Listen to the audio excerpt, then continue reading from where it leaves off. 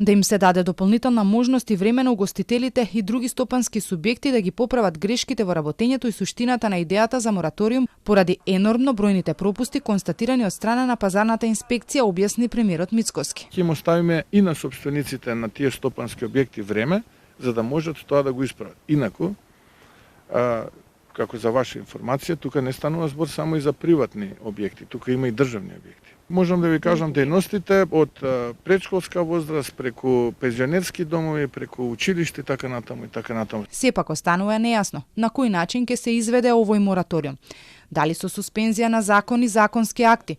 Нејасно е и дали тие кај кои е констатирано дека работеле без да ги исполнуваат условите ќе бидат и дополнително казнети, а не се знае ниту колкав ќе биде и временскиот период во кој треба да ги отстранат недостатоците.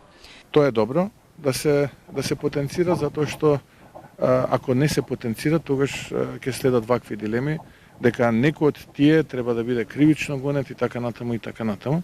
Суштината е сите оние кои што доставиле документи, а не ги исполнуваат, согласно ворениот инспекцијски надзор од Државниот пазарен инспекторат, да ги исполнат условите. Колку период ќе биде? Па да размислуваме, ќе видиме.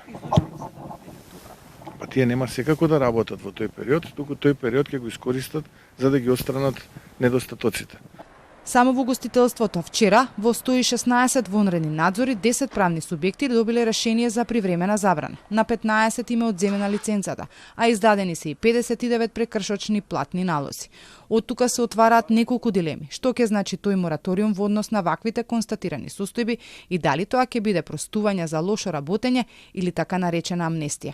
Изминативе денови од како се спроведуваат вонредните контроли од надлежните, можевме постојано да слушаме и дека имаат недостаток на кадар во инспекторатите. Од друга страна, според годишниот план за работа на ДПИ, не се предвидени нови вработувања, нема ниту кој да ги замени оние кои заминуваат во пензија. Исто така и според реформската агенда од планот за раста до јуни 25-та, треба да се зголеми бројот на инспектори во пазарен и во трудов инспекторат. Премиерот пак тврди дека се ќе било завршено.